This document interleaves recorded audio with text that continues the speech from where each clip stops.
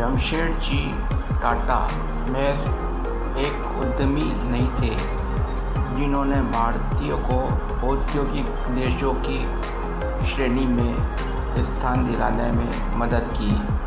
वे एक देशभक्त और मानवतावादी थे जिनके आदर्शों और दूरदृष्टि ने एक असाधारण व्यापारिक समूह को आकार दिया।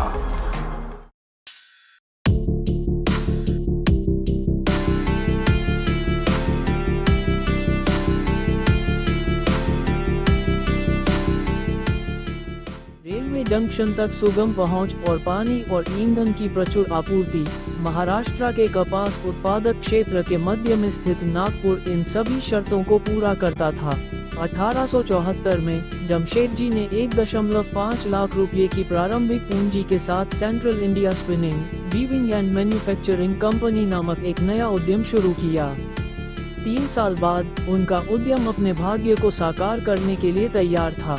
1 जनवरी 1877 को, जिस दिन महारानी विक्टोरिया को भारत की साम्राज्य घोषित किया गया, उसी दिन नागपुर में एम्प्रेस मिल्स अस्तित्व में आई। 37 वर्ष की आयु में जमशेदजी ने अपनी असाधारण यात्रा की शुरुआत की। एम्प्रेस मिल्स में ही जमशेदजी ने श्रमिक कल्याण संबंधी ऐसी पहल की शुरुआत की जो उस समय अभूतपूर्व थी। एम्प्रेस मिल्स की स्थापना के बाद का समय जमशेदजी के व्यस्त जीवन का सबसे महत्वपूर्ण दौर था। पीछे मुड़कर देखने पर यह सबसे मार्मिक दौर भी साबित हुआ।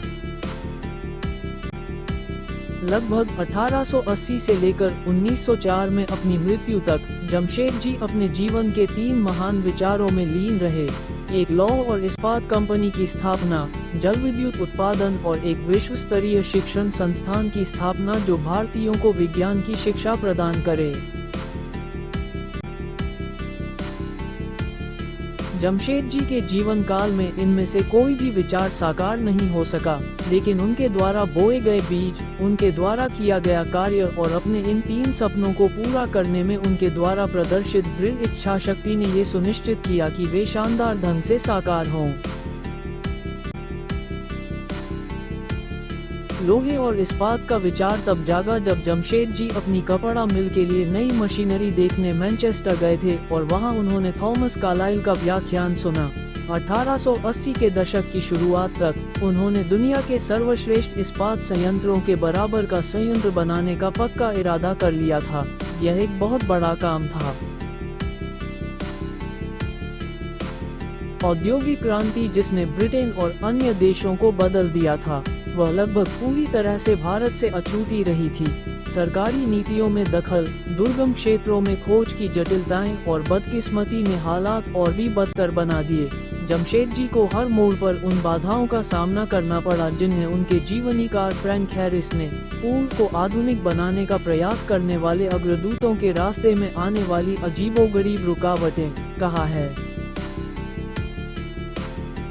इस्पात परियोजना में आए उतार चढ़ाव किसी कमजोर व्यक्ति को हरा देते, लेकिन जमशेदजी इस परियोजना को साकार करने के अपने दृढ़ संकल्प पर अड़िग रहे। इस दौरान उन्हें सर फ्रेडरिक अपकॉर्ड जैसे लोगों के तिरस्कार का सामना करना पड़ा, जो ग्रेट इंडियन पेनिनसुलर रेलवे के मुख्य आयुक्त थे और जिन्होंने टाटा द्वारा बनाई गई हर एक पाउंड स्टील रेल को खा जाने की धमकी दी थी। 1912 में जब इस्पात का पहला पिंड संयंत्र की उत्पादन लाइन से निकला, तब सर फ्रेडरिक कहाँ थे इसका कोई रिकॉर्ड नहीं है। तब तक जमशेदजी को गुजरे 8 साल हो चुके थे, लेकिन उनकी आत्मा उनके बेटे गौरव और चचेरे भाई आर.डी. टाटा के प्रयासों ने ही असंभव लगने वाले इस काम को संभव कर दिखाया।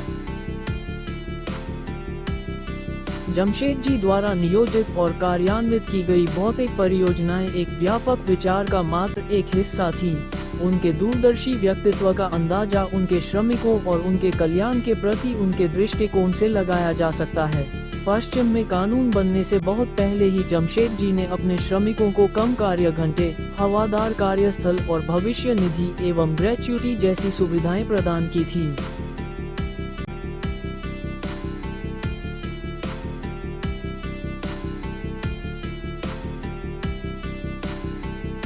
उन्होंने इस्पात संयंत्र के श्रमिकों के लिए एक नगर निगम की अपनी अवधारणा को 1902 में दोराब टाटा को लिखे एक पत्र में स्पष्ट किया था, जबकि उद्यम के लिए स्थान का निर्धारण भी 5 वर्ष पूर्व था। पत्र में लिखा था, छायादार पेड़ों से भरी चौड़ी सड़कें बनवाएं, जिनमें से प्रत्येक पेड़ तेजी से बढ़ने वाली किस्म का हो, लॉन और बगीचों के लिए पर्याप्त जगह हो, फुटबॉल, हॉकी और पार्कों के लिए बड़े क्षेत्र आरक्षित करें, हिंदू मंदिरों, मुस्लिम मस्जिदों और ईसाई चर्चों के लिए क्षेत्र निर्धारित करें। इस उत्कृष्ट दूरदर्शी सोच से जन्मे शहर का नाम जमशेदपुर रखा जाना स्वाभाविक ही था।